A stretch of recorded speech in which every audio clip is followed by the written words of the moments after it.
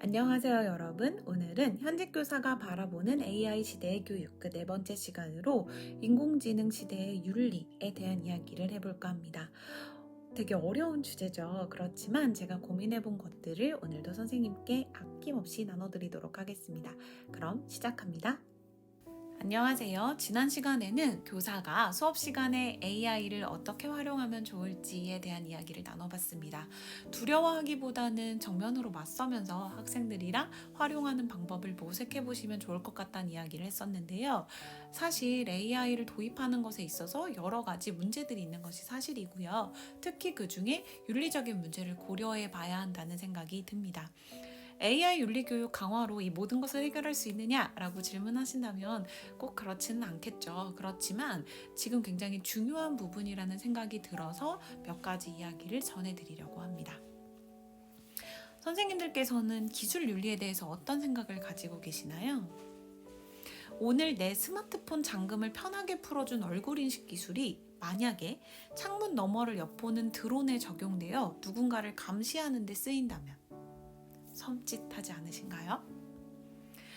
오늘 내가 만약에 스마트 기기랑 요새 AI 스피커 같은 거 굉장히 많이 사용하시죠? 그런 스마트 기기와 무심코 나눈 대화 내용이 나도 모르는 새 특정 기업의 유리한 정보로 축적된다면 어떨까요?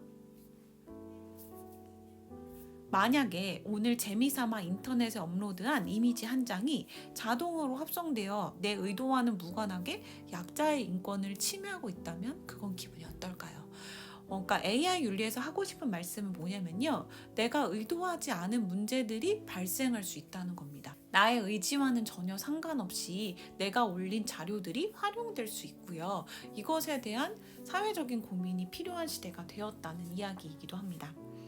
AI와 동행하는 사회에 대한 더 많은 사람들의 섬세한 관심과 꾸준한 질문이 이어져야 하고요. AI 기술 성장에 뒤얽혀 발생하는 공정, 자유, 신뢰에 관련된 범인류적 문제에 주의를 기울일 필요가 있어요. 무엇이 더 옳은 선택인지, 어떤 결정이 더 인간다운 것인지에 대해 사람들이 계속해서 대화해야 한다는 생각이 드는데요.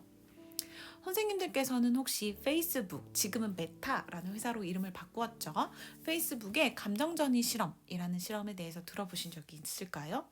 이 실험은 사용자들에게 사전 동의를 받지 않고 시행된 실제 실험이라는 것이 굉장히 큰 문제가 되었어요.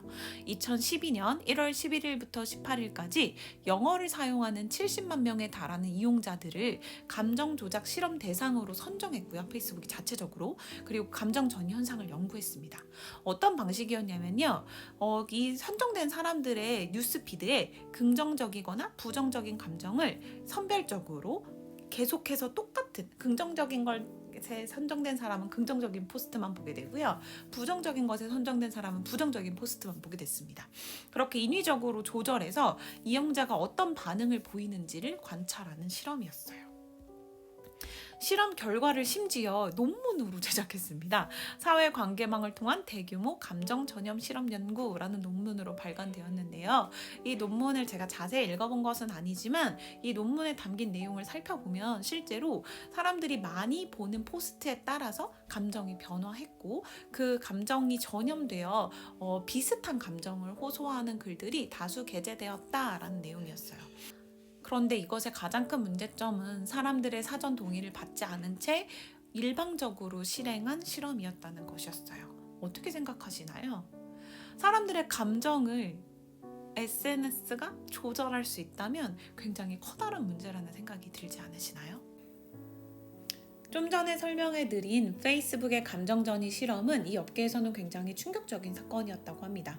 그래서 많은 학교에서 교수와 학생들이 이걸 가지고 토론도 많이 했다고 하는데요. 특히 스탠퍼드 대학에서는 교수진과 학생들이 이 문제에 대해서 충분히 토론을 하고 문제점이 무엇인지를 공유하고 있는 상태였다고 합니다. 그 후에요.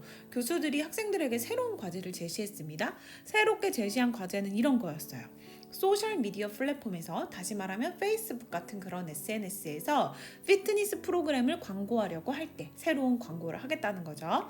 이때 광고할 대상을 결정하는 알고리즘을 만들어야 하는데 사용할 사용자를 어떻게 뽑아낼 것인지 그 프로필의 5가지 특징을 작성하고 이것을 효과적으로 어떻게 하면 얻을 수 있을지를 방법을 작성해 보세요 라는 과제를 주었습니다.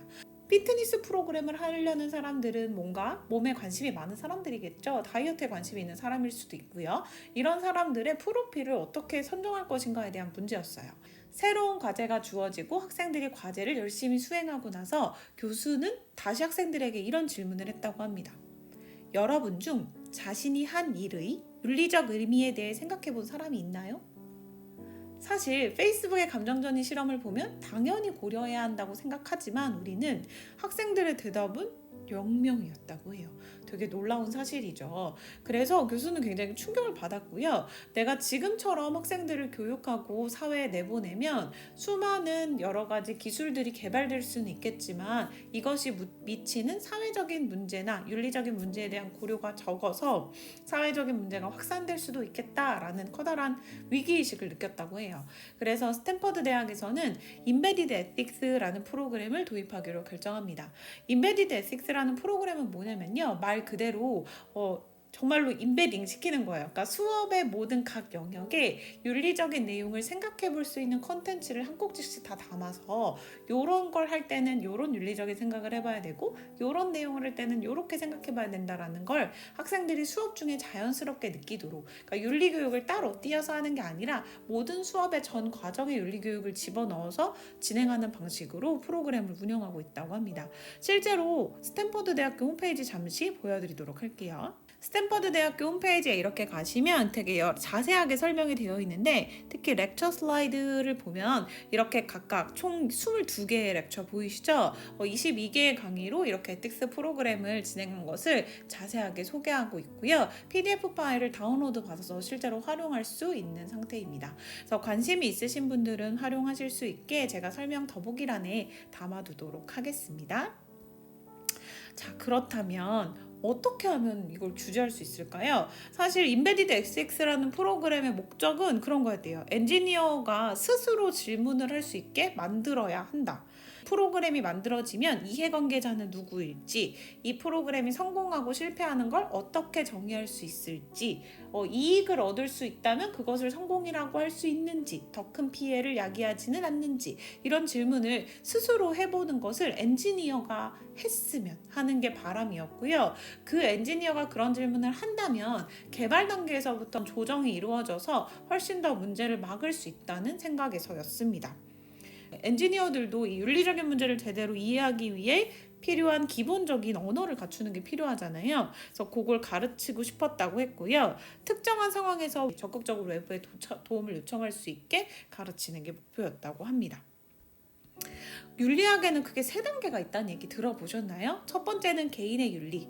그런데 사실 이런 윤리교육을 하는 목표가 모든 개인이 완벽하게 도덕적으로 성장이거나 완벽한 도덕 규범을 지키기를 기대하면서 윤리교육을 하면 그건 사실 실패할 수밖에 없는 게 아닌가 싶어요.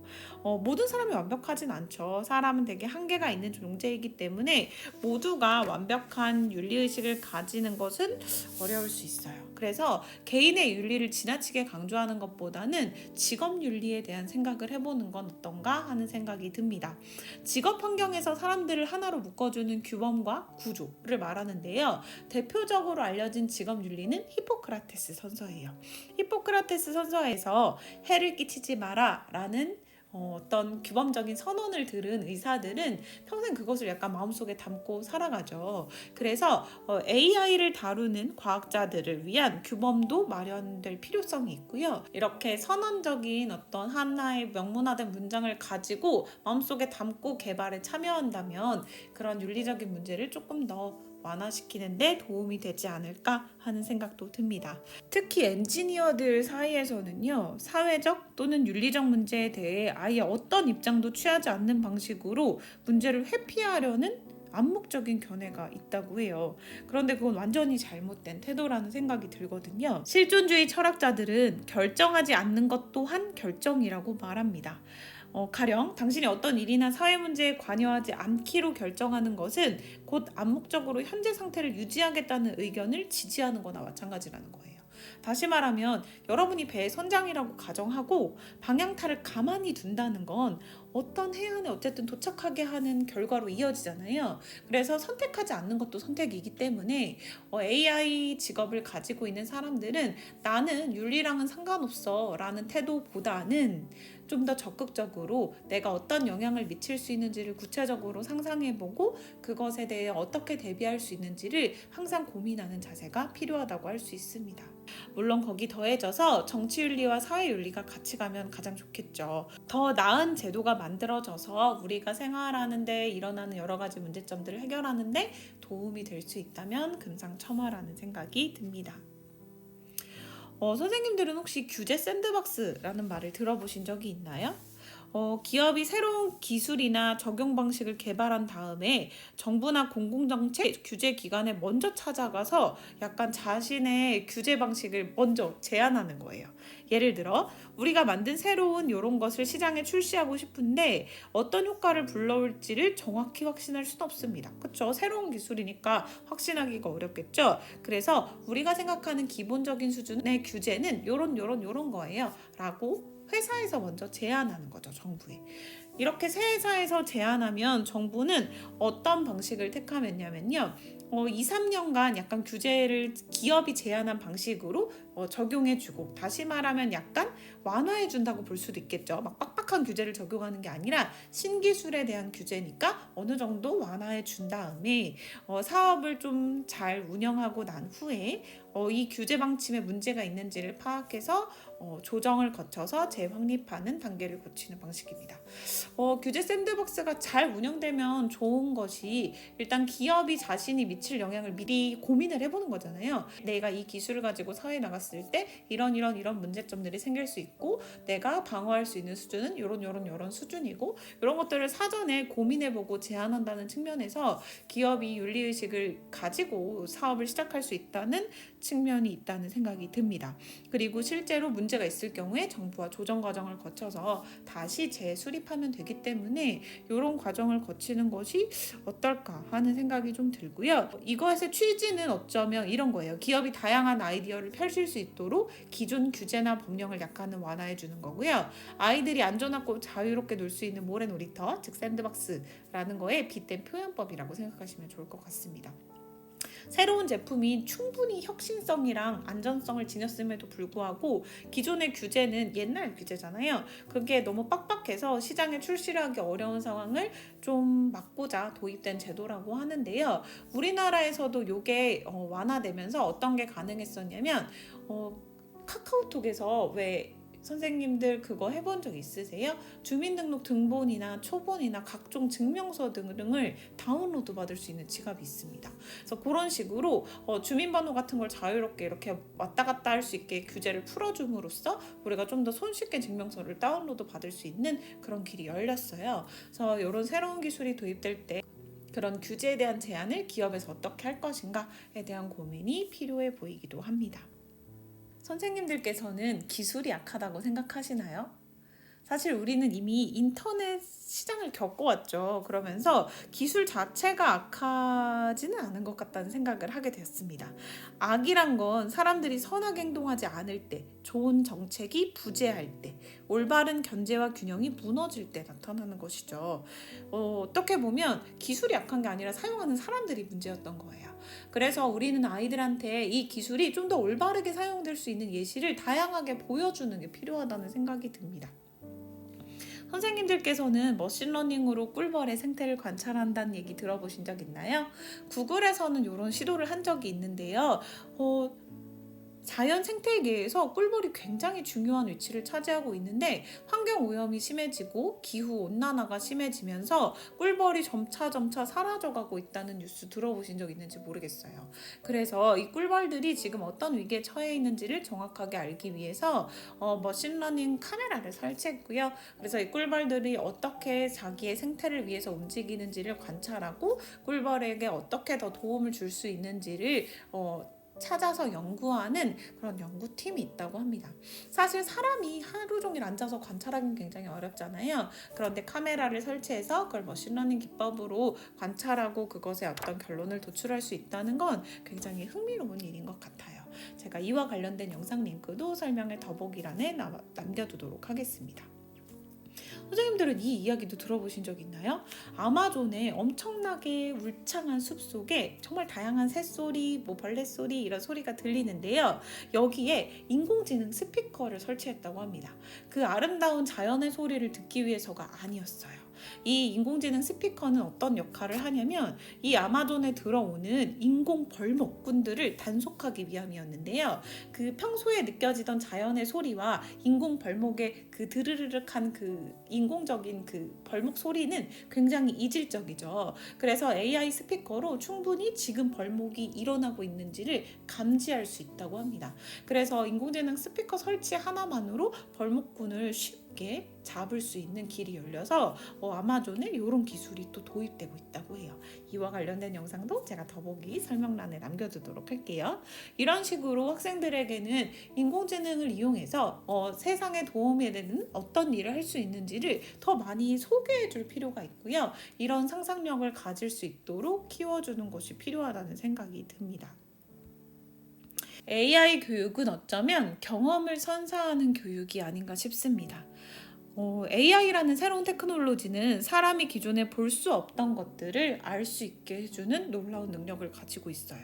그래서 그 새로운 능력을 바탕으로 미래를 더 예쁘게, 멋지게, 밝게 상상할 수 있도록 학생들에게 여러 가지 경험을 선사해주는 것이 꼭 필요하다는 생각이 듭니다. 오늘 이야기는 여기까지고요. 다음 시간에는 그렇다면 내가 수업 시간에 윤리교육을 또는 어떤 새로운 경험 교육을 또는 학생들에게 새로운 역량을 심어줄 수 있는 교육을 하려면 어떤 방식으로 교육하면 좋을지에 대한 이야기를 좀 더 나눠보려고 합니다. 사실 저는 2015년부터 거꾸로 교실로 수업을 진행하고 있는데요. 제가 하고 있는 방식이 새로운 시대에 역량을 길러주는데 매우 도움이 된다는 생각이 들어요. 그래서 다음 시간에는 거꾸로 교실에 대한 이야기도 한번 이어서 진행해 보도록 하겠습니다. 들어주셔서 감사합니다. 오늘은 여기까지 할게요. 안녕.